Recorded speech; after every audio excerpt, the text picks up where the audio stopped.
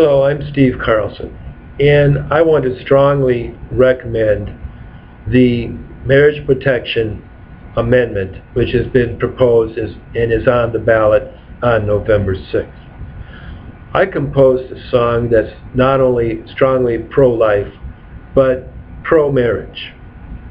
And that was in 2010, and it goes like this.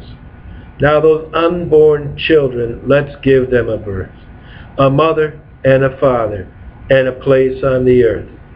Someday they're going to love you, and then you'll know their worth. And I am pleased to hear Mr. Morgendale in the following film explain that this is the whole purpose of the Minnesota Constitution.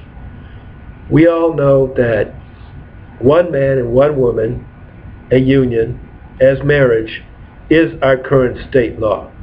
But did you know that our Constitution actually exists for the purpose and is established for continuing and passing on our culture and our life from generation to generation? That is the purpose. And so I know that Jesse Ventura from the Independence Party, I have a lot of respect for what he's done for the party, but I have to say to Jesse tonight that I can't agree that love is greater than the government, because if you just listen to the preamble of the Minnesota Constitution, you realize that defines love. Not just love for ourselves or our spouse or even for our family or even for Minnesota, because Minnesota was established for the kind of love that you will hear about in this film. And so I ask you to all go out and vote for the Marriage Protection Amendment. It's a wonderful concept, and it will strengthen and help Minnesota endure. And please vote for me for the U.S. House of Representatives, where I can work to strengthen the Defense of Marriage Act and to insist that our next president support that act and maintain the same union of civil and religious liberties in our American Constitution and our American court system, even as the Second Circuit has ruled that we must reduce marriage and religious liberties to civil unions and civil liberties. That is not true, and I will fight for you and for marriage if you elect me November 6th. Please vote for me, Steve Carlson of the Independence Party. Thank you. The next marriage amendment speaker will be Gary Morgendale. Please welcome Gary. Thank you very much. Amy, where's Amy at? She stepped out there. Thank you very much, Amy, for sharing that. Yes, my name is Gary Morgendale, and I was the original founder of Minnesota for Marriage in 2004. And I began really as my opposition to same-sex marriage. But over the course of time, I've grown really to be an uplifter and supporter of marriage between one man and one woman. And the ballot question reads, and it's described as the Marriage Protection Amendment, Minnesota Marriage Protection Amendment. Shall the Minnesota Constitution be amended to provide that only a union of one man and one woman shall be valid as recognized as marriage in Minnesota? And so what I'm up here today is to speak on why we should vote yes for that. Now, one of the key things that I come at this from a Christian and a follower of the Scripture, but one of the key things in what God has said, in October 13, 1857, when we formed the Constitution of the state of Minnesota, we begin in the preamble, we the people of the state of Minnesota, grateful to God for our civil and religious liberty and designed to perpetuate His blessings and secure the same to ourselves and our posterity. do ordain and establish this Constitution.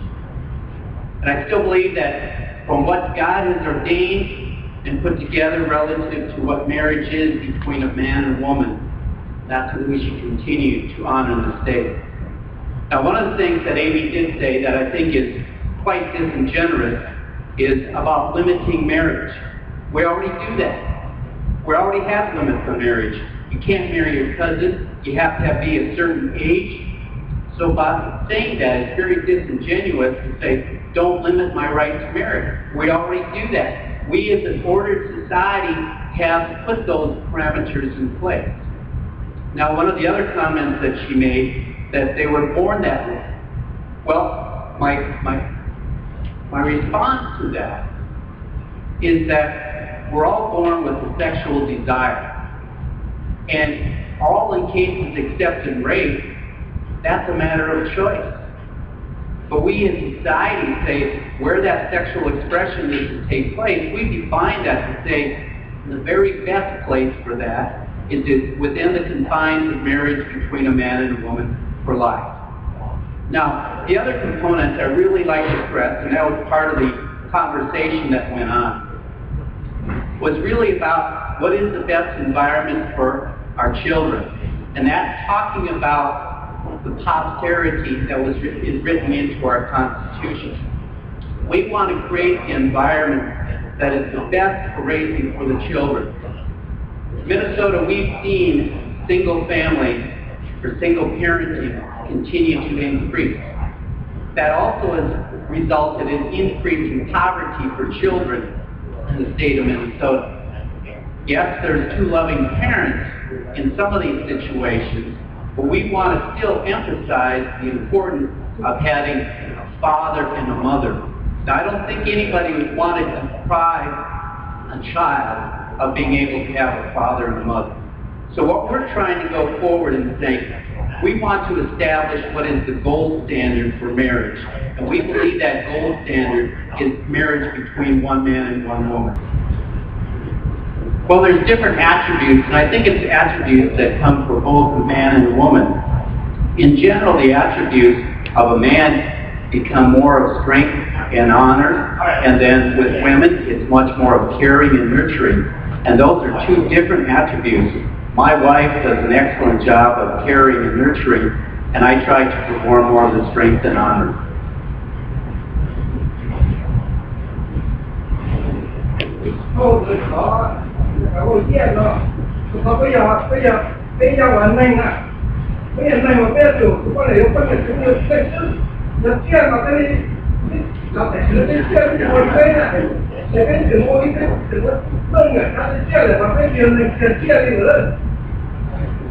Yeah, he just have a comment that we are human beings that can support your amendment, and we're not animal, and we are human beings, so that's what he's supporting. Thank you. And the latest report that came out from the Gallup organization, they interviewed about 122,000 people in the United States. And what they came out of that was a 3.4% population that defined themselves as gay or lesbian. So that's a very good point that is raised. And I think that's the reason why that we need to vote for a marriage amendment, because it does reflect those values of one man, one woman marriage.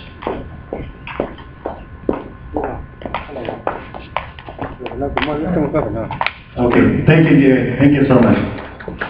Just one thing, I really enjoyed being in the Hmong community. We helped with the election last year, and it's always an honor to be back in Ralph Family Center to be with my friends. Thank you very much.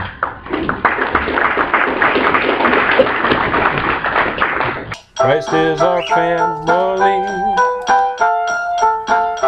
our country 'tis of thee. Wherever you see love, you know it comes from God above. We're like to all the world, wherever our flags unfurl, for every child a birth.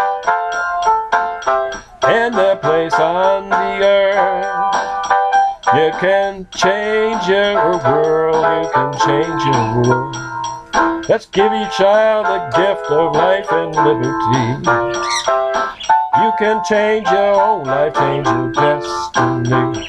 You can change your world, you can change your world. Change your world. Let's give the people back a little liberty. Let's let them all invest in their economy. Let's give them a chance to show their industry. Our hope lies not in homosexuality. Our hope lies in real marriage and voter ID. Let's break open the quota. Let's bring back Minnesota. Let's join the party of independence. Let's leave a world for our descendants. Let's bring them up so they can learn. Let's work together so they can earn. Let's help them raise a family. Let's build a just community. Make it count. Let the voters govern. In our democratic system, you know you're the sovereign. Vote for change. Vote for the Unity Party. In 212, we need America's community party. We still have same-day registration. You just got to find your voting station. Then vote in the morning or vote in the night. Just vote to set your nation right. Vote for change.